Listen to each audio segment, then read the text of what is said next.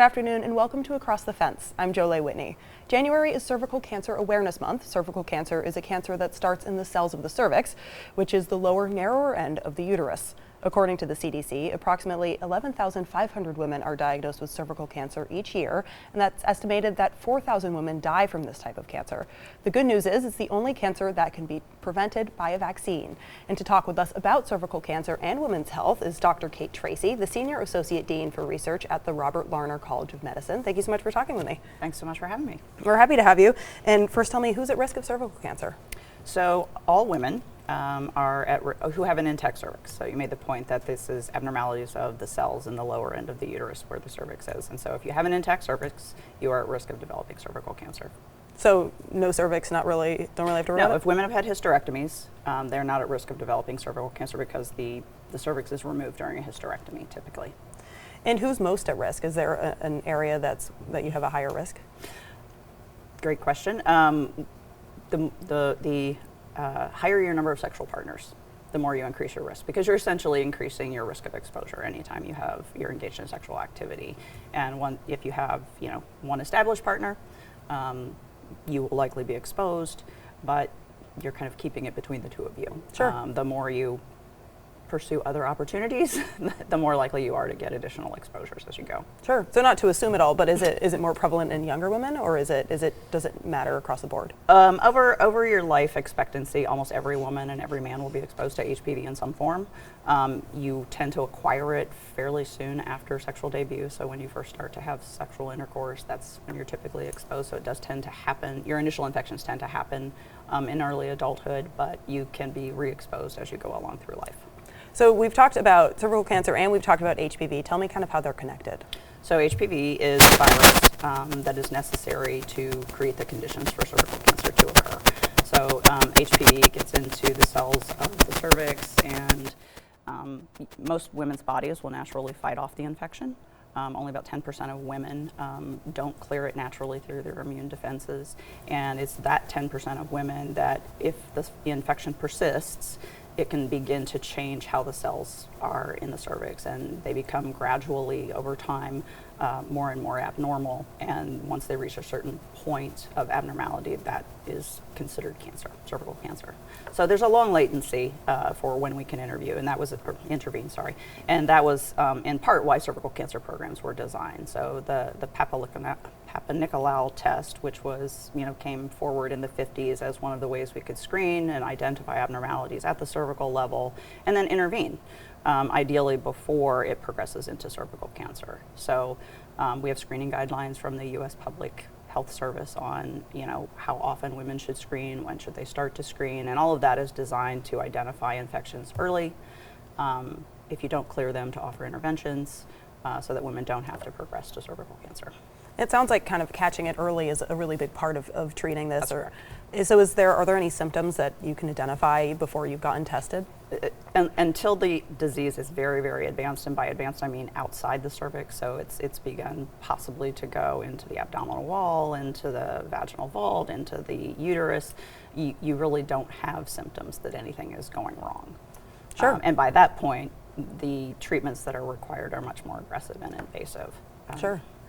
So we actually mentioned in the beginning a vaccine, which is great news considering so far it sounds pretty scary, but tell me about the HPV vaccine. So the HPV vaccine grew out of international research, funded trials, lots of amazing basic science, was licensed originally. I think the first licensing was for the Gardasil vaccine around 2006.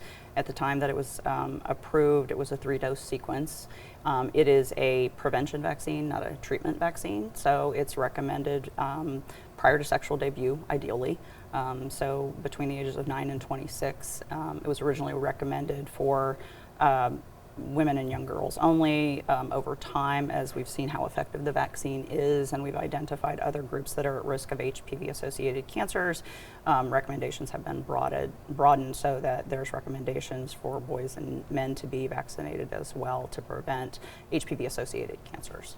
Sure, and so you've touched on men, and we've talked a lot about cervical cancer because obviously that affects correct. women a lot more, but can men also get sick? Men can get sick, so both men and women can get benign genital warts. So the most common HPV vaccine that's out there targets two of the most common cancer-causing strains and also two of the most common benign genital wart strains. Men are also at risk of HPV-associated cancers like penile cancer, anal cancer, both men and women. There's a subset of head and neck cancers, so throat cancers, that are, not all head and neck cancers are HPV related, but a subset are HPV related. So it has the potential to prevent a subset of head and neck cancers among both men and women. Sure. So, yeah. So even if it's not cervical cancer, lots of reasons to get the vaccine. Yes, Absolutely. I think so. And how often should young women be screened?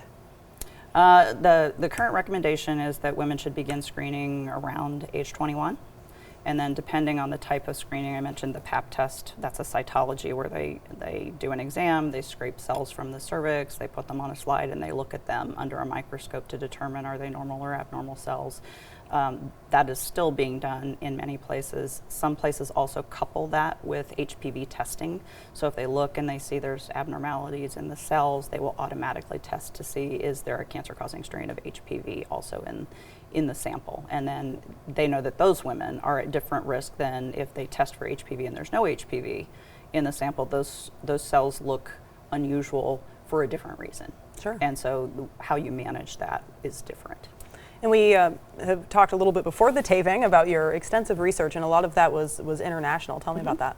Yeah, so early in my career, I had the opportunity to work with a field site in sub-Saharan Africa with our Center for Vaccine Development. At the time, I was at the University of Maryland School of Medicine, and I went to do some research capacity building, fell in love with the place.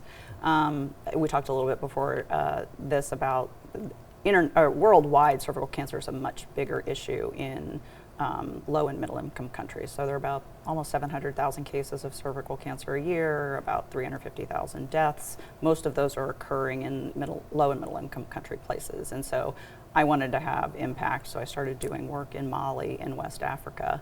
And over about I guess it was about a 10-year period, we did pilot studies with women. We got local buy-in, did a lot of community engagement, eventually got a very large donation from the Gardasil Access Program where they donated 30,000 doses of the vaccine to our project so we could demonstrate that we could deliver it successfully. At the time, the recommendation was 3 doses for every person that was vaccinated, and in some of those places, that's a real challenge to get a multi-dose, because it's multi-doses over about a 12-month period. So you have to find the women, you have to get them, you have to bring them back to give the subsequent doses. And so there's a lot of logistical challenges in some of these countries to getting people to come back in and get those subsequent doses.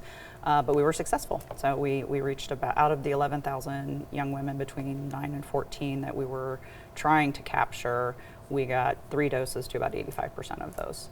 Which was really exciting. Wow. Yeah, it was a really fantastic experience, both personally and professionally. And so I'm sure that work has sort of wrapped up. And currently, I have a project in Peru where we're working with the Ministry of Health to implement what's called a screen and treat program for prevention there, where women go in, they get a screen, they get the sample taken, it's tested for HPV.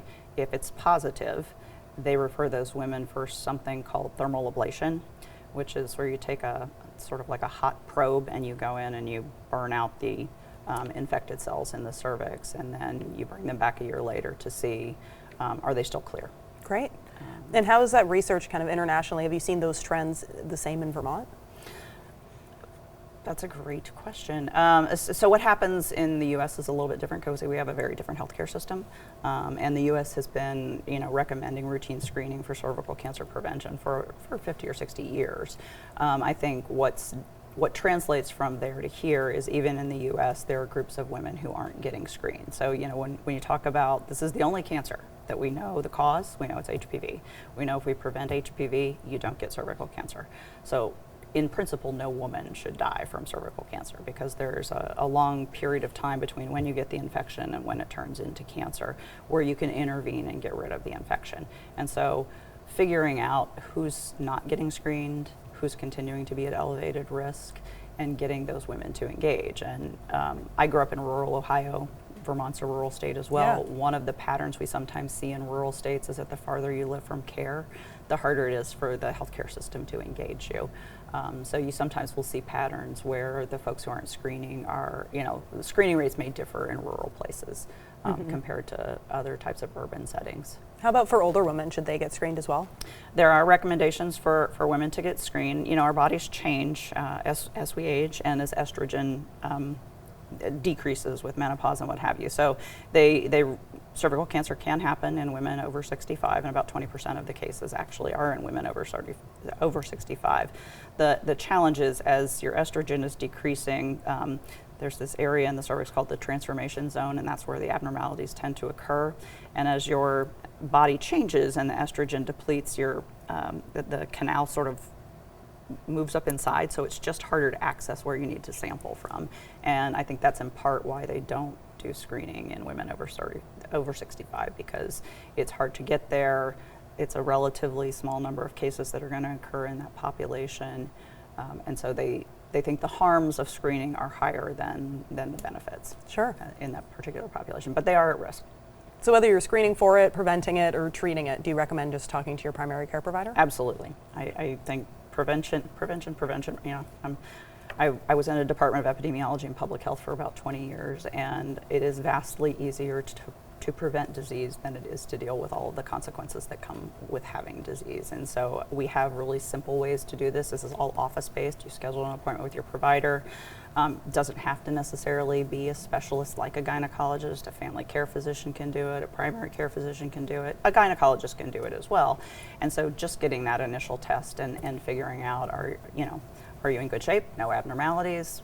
Go on with your life. We'll see you in 5 years. Do you have something, perhaps going on that needs to be monitored a little more frequently just to keep it from progressing? Absolutely. So, it's a fairly simple in and out kind of, not fun. I mean, I don't think anybody Sure. thinks of going to the gynecologist is fun, but it's a simple way to prevent, a cancer. And from a scientific perspective, it was amazing to watch the evolution that came from this amazing vaccine and how it's revolutionizing how we prevent a cancer and wipe it out, basically. Incredible, and incredible news for men and women out everywhere. So thank you so much for joining us today. Thanks for having me. And I want to thank the crew behind the scenes here at WCAX who make our program possible. I'm Jolie Whitney. This is Across the Fence. Have a good one.